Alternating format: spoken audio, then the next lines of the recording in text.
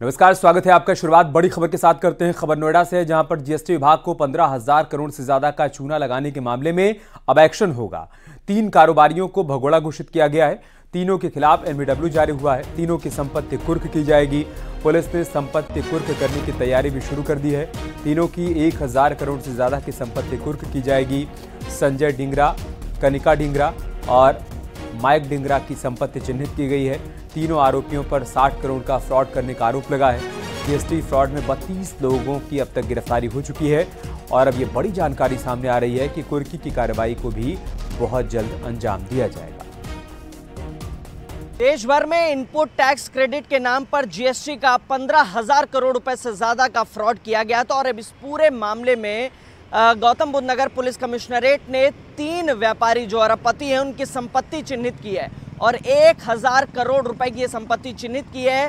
Court के आदेशों पर 82 की कार्रवाई हो गई। 82 के बाद 83 की कार्रवाई होगी और संपत्ति कुर्की की कार्रवाई शुरू हो जाएगी। आपको बता दें, इस समय हम थाने 20 में ही मौजूद है और यहीं से इस जीएसटी के जो फर्जी आईटीसी फ्रॉड किया जा रहा था, 15,000 करोड़ रुपए से ज्यादा का ये फ्रॉड था, यहीं पर भंडाफोड़ किया गया था और अब तक इस पूरे प्रकरण में 32 लोगों की गिरफ्तारी हो चुकी है। साथ ही आपको बता दें, तीनों व्यापारी संजय ढिंगरा, कनिका ढिंगरा और मयंक ढिंगरा के खिलाफ जो है वो संपत्ति चिन्हित कर ली गई। 1,000 करोड़ की ये संपत्ति है।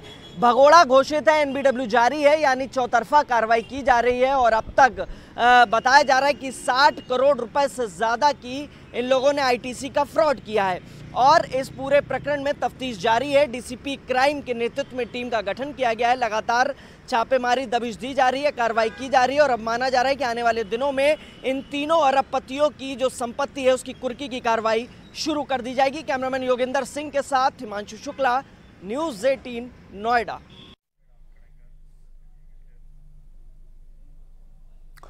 चुनाव के मद्देनजर यूपी पुलिस फुल एक्शन में है। शाहजहांपुर पुलिस ने एक शातिर को पकड़ा है। बदमाश के पास से तमंचा और कारतूस बरामद किया गया। थाना बदनापुर पुलिस को मुखबिर से सूचना मिली और उसके बाद इस एक्शन को लिया गया। दूसरी खबर देवरिया से, जहां पर सलीमपुर पुलिस ने वाहन चेकिंग के दौरान पशु तस्करों की गैंग का पर्दाफाश किया। 4 शातिरों को पकड़ा गया। तीसरी खबर ग्रेटर नोएडा से, जहां पर चुनाव से पहले 25,000 के इनामी को गिरफ्तार किया गया।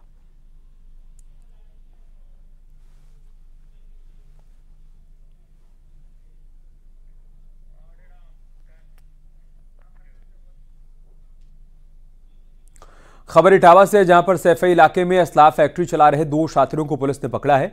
इनके पास से 17 तमंचे, कारतूस समेत असलाह बनाने का सामान बरामद किया गया। चौधरी चरण सिंह पीजी कॉलेज हैवरा के पीछे झोपड़ी में यह फैक्ट्री संचालित हो रही थी।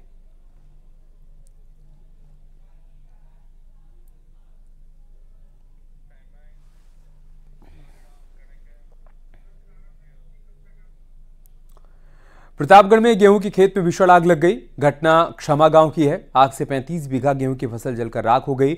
दमकल कर्मियों ने घंटों की मशक्कत के बाद आग पर काबू पाया। शॉर्ट सर्किट से आग लगने की आशंका जताई जा रही है।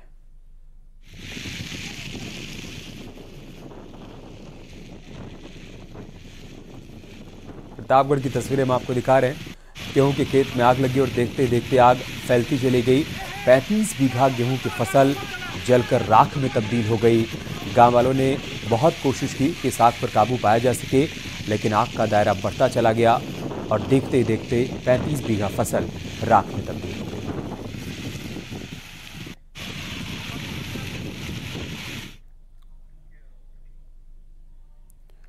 उधर सीतापुर में खाना बनाते समय आग लग गई। भीषण अग्निकांड में 12 घर जल गए। लाखों का सामान और कैश जलकर राख हो गया। सकरन थाना क्षेत्र के सैदापुर का यह मामला है। खाना बनाने के दौरान घर में फैली चिंगारी से आग लगी और देखते देखते एक के बाद एक 12 घर आग की चपेट में आए। इन 12 घरों में रखा लाखों का सामान जलकर पूरी तरीके से राख हो गया। गांव वालों ने कड़ी मशक्कत के बाद आग पर काबू पाया।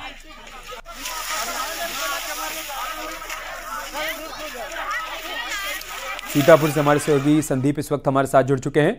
संदीप, क्या जानकारी मिल पाई है इस अग्निकांड से संबंधित?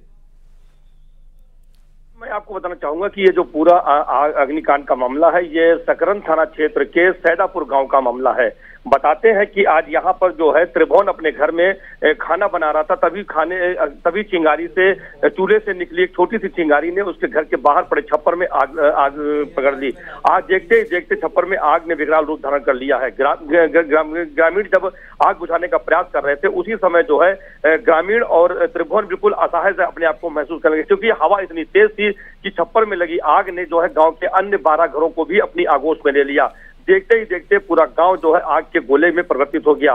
गांव के ग्रामीण जो है वहां पे आग बुझाने का अपने निजी संसाधनों से प्रयास करने लगे, लेकिन हवा इतनी तेज थी कि जो ग्रामीण प्रयास कर रहे थे आग को बुझाने का, वो उनके प्रयास धरे के धरे रह गए। मौके पर पहुंची पुलिस ने ग्रामीणों की मदद से जो है काफी देर के बाद आग पर काबू पाया है, लेकिन इस अग्निकांड में जो है 12 घरों में रखी लाखों रुपए की संपत्ति जो है नष्ट हो गई, वहीं नकदी भी लोगों की जलकर नष्ट हो गई है। मौके पर पहुंचे लेखपाल ने पूरे जो इस अग्निकांड में जो सामान नुकसान हुआ है उसका पूरा आकलन किया है। लेखपाल के मुताबिक 10 से 12 लाख रुपए का नुकसान बताया जा रहा है, लेकिन इस अग्निकांड में लोगों को सड़क पर लाके रख दिया है। जी, बहुत शुक्रिया संदीप अकपा हमारे साथ जुड़ने के लिए और जानकारी हम तक पहुंचाने के लिए।